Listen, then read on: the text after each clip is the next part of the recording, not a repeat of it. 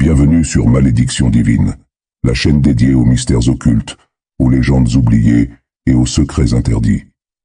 Plongez avec nous dans l'univers des malédictions ancestrales et des divinités obscures. Si vous êtes passionné par l'ésotérisme et les énigmes surnaturelles, vous êtes au bon endroit. N'oubliez pas de vous abonner, de liker nos vidéos et de les partager avec vos proches pour ne rien manquer de nos explorations fascinantes.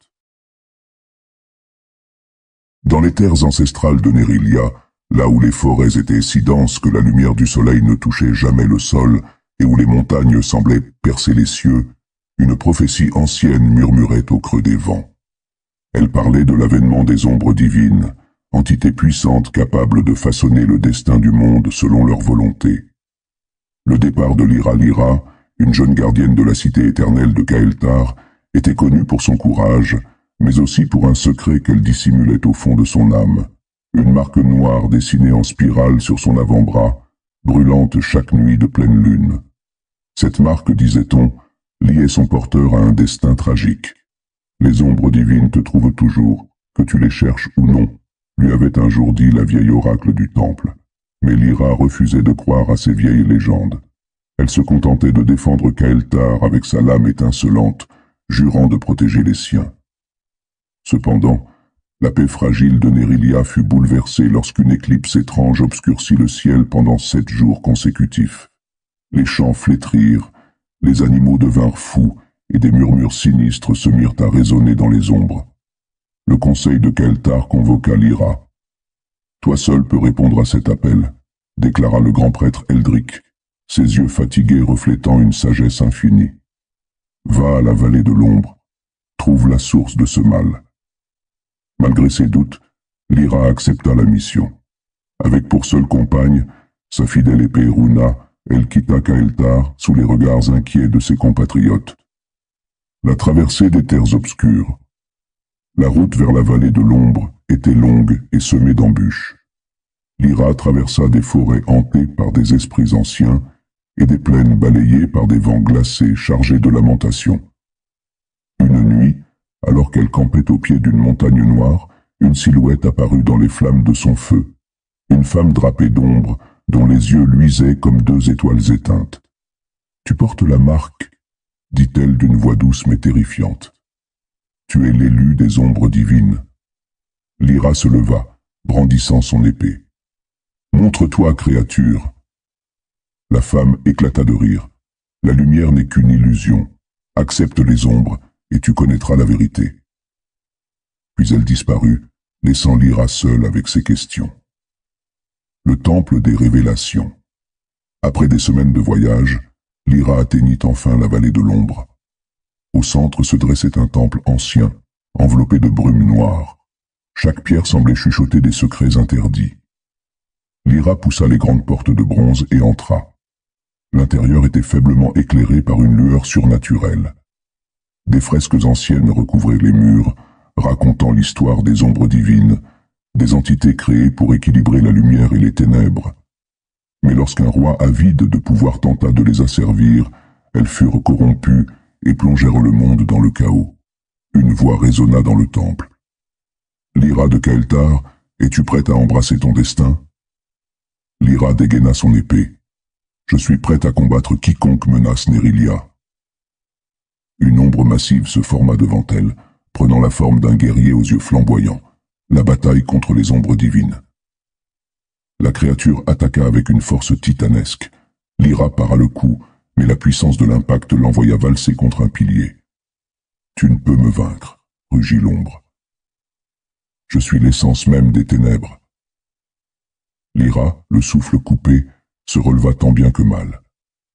La marque sur son bras brillait intensément, emplissant la salle d'une lumière crue. Une vague de chaleur parcourut son corps. « Si tu es l'ombre, alors je suis la flamme qui la consume, » murmura-t-elle. Guidée par une force nouvelle, Lyra fonça sur la créature, chaque coup de son épée Runa dissipant les ténèbres qui la composaient. Avec un cri final, elle planta sa lame en plein cœur de l'ombre. Un éclair de lumière éblouissant envahit le temple. Lorsque Lyra rouvrit les yeux, l'ombre avait disparu. Le réveil d'un nouveau monde. Lyra émergea du temple sous un ciel redevenu clair. Les terres de Nérilia, jadis flétries et sombres, semblaient renaître. De retour à Keltar, elle fut accueillie en héroïne. Mais au fond d'elle, Lyra savait que son voyage ne faisait que commencer. La marque sur son bras était toujours là, symbole de son lien indéfectible avec les ombres divines. « Vous avez voulu me corrompre, » murmura-t-elle en regardant le ciel. « Mais je suis devenue votre maîtresse. » Ainsi commença la légende de Lyra, gardienne des ombres divines, dont l'histoire traverserait les âges comme une flamme éternelle dans les ténèbres. Ainsi commença la légende de Lyra, gardienne des ombres divines. Son nom, murmuré d'abord dans le secret des forêts obscures et des montagnes silencieuses, se répandit comme une brise chargée de mystères à travers les royaumes oubliés et les cités de marbre scintillant. On disait qu'elle... Les bardes chantèrent ses exploits à la lueur des feux de camp, évoquant avec ferveur la manière dont elle avait traversé des terres maudites, défié les créatures des abysses et brisé les chaînes qui emprisonnaient les âmes perdues. Les érudits, dans leur tour d'ivoire, griffonnaient des volumes entiers pour tenter de capturer l'essence de son courage indomptable et de sa sagesse énigmatique. Certains disaient qu'elle avait parlé aux étoiles et qu'elle lui avait confié des secrets anciens, plus vieux que le monde lui-même. D'autres prétendaient qu'elle avait dansé avec les ombres, non comme une ennemie, mais comme une souveraine qui savait les dompter et leur insuffler une harmonie nouvelle. Les siècles passèrent, mais son nom ne s'effaça jamais des mémoires. Gravé dans la pierre et inscrit dans les cœurs, il devint synonyme de résilience, de lumière dans les ténèbres et d'espoir immortel. Chaque génération redécouvrait ses récits, trouvant en eux une source infinie d'inspiration. Et ainsi, la flamme éternelle de la légende de Lyra continua de brûler, illuminant les chemins de ceux qui osaient suivre leurs rêves, même au plus profond des ombres insondables. Les premiers récits de ces exploits furent fragmentaires, portés par des voyageurs à la voix rauque et les bardes errants qui troublaient la quiétude des nuits de campagne avec leurs chansons envoûtantes.